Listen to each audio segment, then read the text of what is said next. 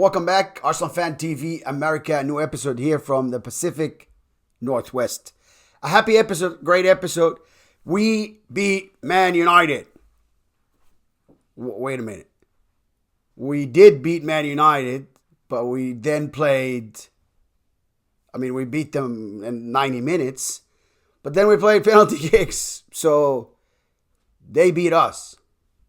So I'm not sure what the result of this combination would be, but it's just what it is. We beat them over the 90 minutes, 2-1. Great game from both sides. Entertaining game, tactical game. It was great to see both teams going at it. And again, it's a friendly, right?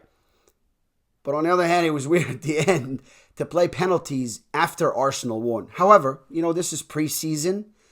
Friendlies around the world, this doesn't usually happen. That's why it's a bit weird for me to talk about. But it just, they played penalties afterwards. Unfortunately, Kai Havertz, left footer, missed. But that was Onana stopped that. And then another miss by Jacob Kivor, the young Polish defender. It was weird that he actually just entirely missed the goal. That's a big goal to miss. But it is what it is. Again, that's just penalty kicks. They're important. Coaches maybe wanted to see the teams. Maybe that was an agreement from before. Maybe whatever. It is what it is. Again, we move forward. Arsenal beat Man United 2-1. The game, you got to go watch it. Don't just watch the highlights because we played beautiful football. And trust me, you'll be very, very impressed with the young talent that Arsenal has. Talking about young talent and talking about academy players, of course, Emile Smith-Rowe, as you all know, is on the way to go to Fulham. £35 million. That was the price tag that Arsenal placed on ESR. And by the way, also they placed on someone else, Aaron Ramsdale. Yes, that is also the price for Aaron Ramsdale to leave Arsenal. However, Aaron Ramsdale's problem is the 100K that he makes, £100,000 that he makes at Arsenal. That's why he's a bit of a pricey goalkeeper. However, we know goalkeepers, they tend to be very, very expensive. And, a great example was David De Gea. David De Gea in Man United was paid whatever the highest earner at Man United was paid. And at some point, that was Alexis Sanchez making £500,000 a week. Yes. And De Gea was making that money. And for a long time before he departed. David De Gea, now we see him, Genoa, Italy. He's signing on free transfer. A small world. I don't know what happened. He's a great goalkeeper. He shouldn't have been waiting this long. But we never know. Maybe families, situation happens. Things happen. Sometimes they stop for a little bit, but he's back. And again, just talking about wages and how big they can get. So Aaron Ramsdale, £35 million. That's the price tag. But again, clubs start looking at him, looking at the 100,000 paying a week. Now, Emile Smith-Rowe, it's a different story. He wants playing time. So he's going because he wants playing time. I would have given him playing time at Arsenal. Definitely. I would have kept him and sold other players. Fabio Vieira have interest from Saudi Arabia, from Italy, from Bundesliga. He's Spain also, of course. He's got interest everywhere, and he can also go back to Portugal. So a lot of clubs want Fabio Vieira, and I don't think he's very effective in the Premier League, especially with the back passes and whatnot. Yes, sometimes in these friendlies scores outstanding goals. That's why he's an Arsenal player. He has got talent, but I don't know if he is suitable enough to go in the game because he's always going to be a substitute and then make a difference. So he's that difference maker substitute, right? We don't know if he's going to go or he's going to stay, but again, I'd definitely rather ESR stay with Arsenal. But we all know now that it's very, very close. It's just, tightening the contract here and there so everybody's happy. And he's going to probably go to Fulham. Sad to see him go again, but hey, it is what it is. We march forward. Let's talk about who started against Manchester United. It was at the Sofi Stadium. That stadium cost $5 billion. Yes, enough said. Has the widest and the biggest screen ever in a stadium. That it's not about how tall, it's just around the whole stadium. It's amazing to see, and again, costs a lot of money, that stadium. But anyways, it's the Rams Stadium, and the Rams are owned by Stan Kroenke, that owns also the Nuggets, the Denver Nuggets, the Colorado basketball team. And he also owns Arsenal Football Club. That's why they come every year, Arsenal, to Los Angeles and play at that stadium. Again, great stadium. We started by our young goalkeeper in the back. Of course, we all know Hein starts again.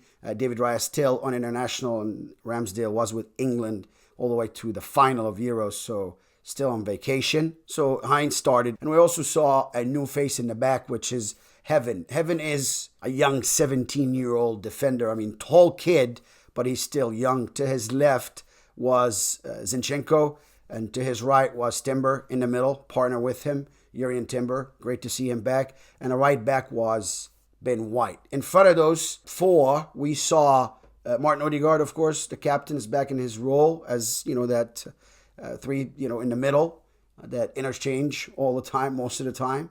And we started with Nathan Ranieri. He is an exceptional talent, 17 years old, but you could see how he looks up, how he sends those long balls with his left foot. He's very precise, very aware, very quick, very strong. I like him, and he attacks. He scored, but it was an offside in the first half, but a great performance by him. If you really look closely at this kid, he also started the last game when we were playing Bournemouth. He played very well, and he had the most minutes on the field. But again, Mikel Arteta starts him, gives him minutes here. It was great to see him with Martin Odegaard in the middle. And now Jorginho was the third, which was, of course, the holding midfielder, basically behind these two. Jorginho looked good, came back after, joining Italy with their not so good to them, of course, very disappointing result. They were out earlier, but again, Jorginho, I think, did his part for Italy. Comes back, starts for Arsenal against Man United, and did well, actually. He didn't piss me off this time. Jorginho, sometimes he coaches in the game way too much.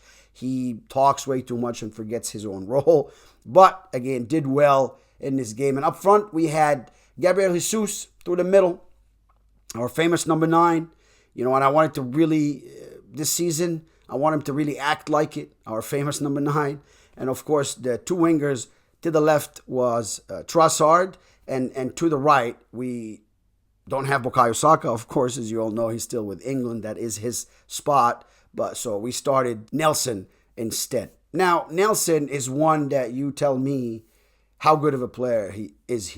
He is very good. Why? Because he makes an impact, right? He's an impactful player. Once you put him in as a sub, he does something. He try to make things happen. And that's a positive player that you always want on your team. So him too, he wants minutes. We should play him more, and we shouldn't sell him. He's one of the people also that is looked at. And the third person that clubs are looking at, and maybe he would probably end up going to France, is Eddie Nketiah. Eddie Nketiah has been looked at by De Zerbi, the ex-Brighton manager now in France. He's looking at Eddie Nketiah. He may want to add him to his squad. Eddie wants more playing time. So I think if the right offer also shows for Eddie, Eddie will go. Back to our starting 11 again. Eddie was not starting this time about. He started last game and didn't really do too well. So it was rightfully so for Mikel Arteta to sit him down and give Gabby Jesus the start. And in the first minute, I thought Gabby Jesus is going to prove me wrong. I thought he was going to tell, hey, listen, I'm going to show you who's the real number 9 is. Was, again, 50 seconds. He was in the 18, but failed to do a move and failed to do a pass to Odegaard.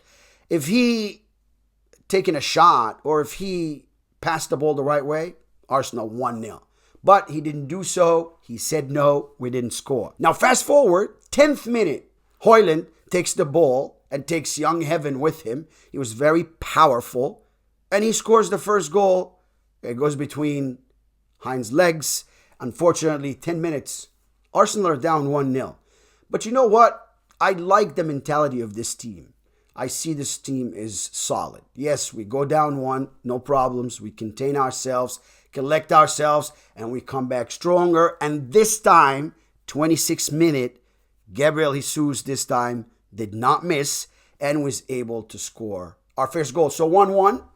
We go to the second half. Lots of changes, like I said. Lots of youngsters played for Arsenal. It was great to see all these youngsters play for Arsenal. All the academy players play for Arsenal. So second half, the team changed dramatically. 46th minute, we're going to start by the 46th minutes. We had 3 substitutes. Jacob Kior came in for Heaven. Noaniri went out. Olenham Hand came in. Trossard went out. Fabio Vieira came in for him. Ben White went out. And young Nicholas came for him. Zinchenko out. Luis Skelly came for him. Urian Timber was out also. And we see now Gabriel Magalhaes coming in for him. Eddie Nketiah replaced Gabby Jesus. Martinelli replaced Nelson. And Kai Havertz replaced Martin Odegaard. And yes, Havertz, our attacker, replaced Martin Odegaard. And he did play behind the front. But he also made the run occasionally to the front, try to help Eddie Nketiah. However, 81st minute, Martinelli, our brilliant winger. I love the way he plays, the way he cuts in, the way he just puts his shoulders down. He's very direct. He knows exactly where he's going. Took 2 players, tried to pass it, but ended up passing it to his own self. And then he pokes it through the legs of the Manchester United defender. And it goes right beneath Onana. And 2-1, you Gunners. Thank you very much. That was it. Yep, that was the winning goal. Winning goal of the 90 minutes. But we again did go after that to penalty kicks where we saw Kai Havertz and Jacob Kiwior miss. Hey, listen. Overall, we got to be honest here. This was a great performance. This was both clubs going at it. Nobody was holding back. Coaches tried everything. We could see during the game formations changed I don't know how many times. They played 4 in the back, 3 in the back, 2 in the back. They went to 5 in the middle, 6 in the middle, 3 in the middle, 3 in the front, 4 in the front. You could see beautiful football played by both teams. But of course, the best football was played by your beloved Gunners as always. And we will always, as you all know, say that on this very channel. Don't forget to hit that subscribe button, like, and share. Next, we have Liverpool on Wednesday, 7:30 Eastern, 4:30 p.m. Pacific Standard Time, our time. We're going to be taking on who? Yep, Liverpool Football Club. Real test. I think we're solid, and I think we might win that game too. So we'll see what happens. Don't forget here that we're going to have Bayer Leverkusen at the Emirates for the Emirates Cup. Thank you very much for watching, and I will see you after the Liverpool game. Bye now.